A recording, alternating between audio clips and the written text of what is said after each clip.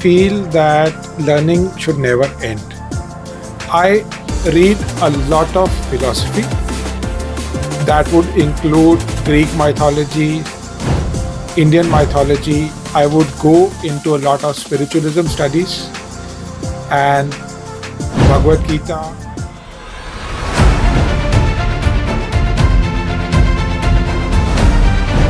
Hello friends, I am your host Raghav Khosla from Exhibition Showcase, bringing to you yet another episode of our leadership series. I have with me the legendary Mr. Sooraj Dhawan, the founder and director of Falcon Exhibitions, one of the premier companies working in the exhibition industry in this country, and he is also the president of Indian Exhibition Industry Association, and I can verily say he is one of the most intellectual people in the global exhibition industry. Today. I was personally very curious to understand from you how you manage to read so many books, because every forum that you attend and you address the audience as a speaker, you always delight them with some great intellectual thoughts that they carry with themselves. They think about it, they become better human beings.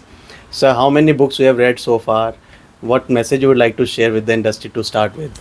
See, I am an eternal student, and I feel that learning should never end. Each one of us at any point of time is learning, looking at situations, experiences, how we handle situations, and lessons can be given by people whom you meet every day, how you meet up the challenges, and how you address problems given to you at various points of time. I feel that each one of us should encourage curiousness, should encourage creativity. So sir, I know that you are an avid reader. You have read thousands of books so far, and in particular you are very fond of philosophy and spirituality. So can you tell to our audiences some of the key books that they should read in these times, and what messages they can try to pick up from these books? See, my only message to our exhibition fraternity is be curious, focus on what you need to do, and achieve success in a never ending story. I believe that success does not come immediately, it may take time, and the process, the way you are driving to success, books can be great motivators. There are eternal books which remain very favorite for people all over the world. Bhagavad Gita is one good example, which, if you read with the right interpretation, gives you daily guidance, daily philosophy, daily things to think and ponder about. The first shlok of Bhagavad Gita, where Sanjay is being asked what is happening, is a question every human being should ask themselves every evening, that how was the day? When you ask this question, how was the day, to yourself, you get to understand that you did so many things in a day. Some things were good, some things did not turn out to be as good. But then the day has gone, and tomorrow is a brand new day for you to restart your efforts. I am firmly of the belief that today is the first day of the rest of your life. And whatever you have done till yesterday can be changed, and you can bring a new perspective in your life when you say that, look, tomorrow I will do this better. There are a lot of self-motivation, business psychology books which everybody should read. Thinking Fast and Slow is a brilliant book for everybody to read. The Black Swan. If you talk about very basic readings, then 7 Habits of Most Effective People. Again, this is something everyone should read.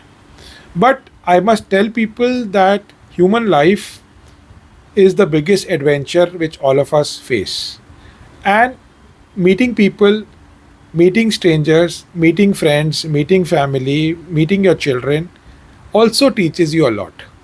So this life which you are living is an everlasting story for human mankind.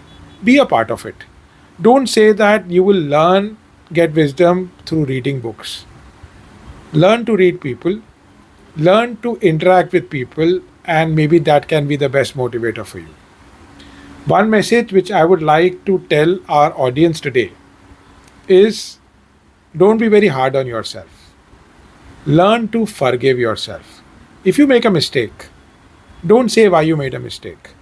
Say, okay, I will not repeat that mistake. And that is good wisdom which you will get through philosophy of life. I hope I've answered your question. Amazing. I think our audiences will be really enlightened after this session today, because we are talking on a separate zone altogether. This is a separate zone which we have not touched with other influencers, other leaders of the industry. But with Suraj sir, we have this opportunity because he is the right person for that, sir. Because this industry is full of stress, full of chaos, and in these times, an event takes a lot out of you. How can one person ensure mental and physical well-being in these tough situations when there is so much competition? There is clients are giving you pressure, your vendors are giving you pressure, you yourself are expecting some result. You mentioned Gita. What can you say So on I would this? like to start with a song. अल्लाह के बंदे हंस दे जो भी हो कल फिर आएगा. And you have to understand that these situations are testing you whether you planned your work well or not. If in the exhibition industry we do deep planning in advance, understanding what constraints we have before we enter the built up, I feel that built up and event days could be the most enjoyable days to actually enjoy and celebrate your several months or years hard labor. People who say that exhibition industry is stressful are looking at the wrong side of the stick. It can only be stressful when you have not planned well in advance. It can only be stressful when you are expecting miracles to happen overnight. I use this phrase very often, which I will share with my audience. One woman can give birth to a child in 9 months. 9 women cannot give birth to a child in 1 month. So don't think that it is mathematical induction that we can achieve miracles. Miracles are nothing but working consistently, bit by bit, and achieving what you planned several years, months, weeks ago. But when you achieve it, people who have not followed disciplined planning feel that miracles have happened. Thank you. Wonderful, sir. This was, I think, an amazing answer, and a lot of people will try to now take this message in a very good spirit. Sir, can you tell us a little bit about your journey? When did you begin? How has your journey evolved over the years? See, I started the exhibitions industry entry in year 2000, and before that I was doing international trade. I felt that year 2000 is a year where we could start something new, and I said that there's an opportunity in Indian companies going overseas and overseas companies coming to India, and exhibitions could be the best medium for people to interact and be together. So, with that premise, we started working and using the simple basic values that exhibitions are meeting spaces of buyer and seller to get together. If we can get good buyers to meet good sellers, each event is a great success opportunity. With that value, we have done a lot of events, lot of exhibitions in India and abroad, but the basic premise remains unchanged. We have to be loyal to our exhibitors. They are investors in our success. If we are able to give them value, they would be loyal customers on times to come. In today's time, buyers have lot to do and they are a distracted community. So buyers need to understand why this exhibition is relevant for me.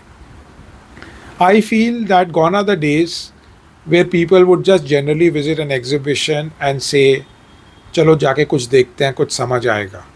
Today people are much more focused in how, why they want to spend their time using modern digital media promotion activities help people to understand how they can spend their time together and better. For me, I still live on basic premises and I do hope that getting buyers and sellers together and being the mediator, having fun with them, enjoying the great journey on those 2 or 3 days matters the most to me. Absolutely. I think that's the most fundamental aspect of an exhibition industry, to connect buyers with the sellers, and that will always remain.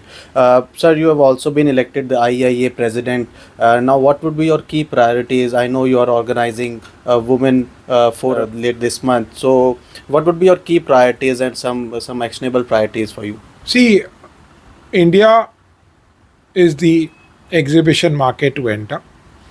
We have enough buyers, we have enough sellers, our economy is booming, and the whole world is giving the right technology support to India in making our Viksit Bharat journey true.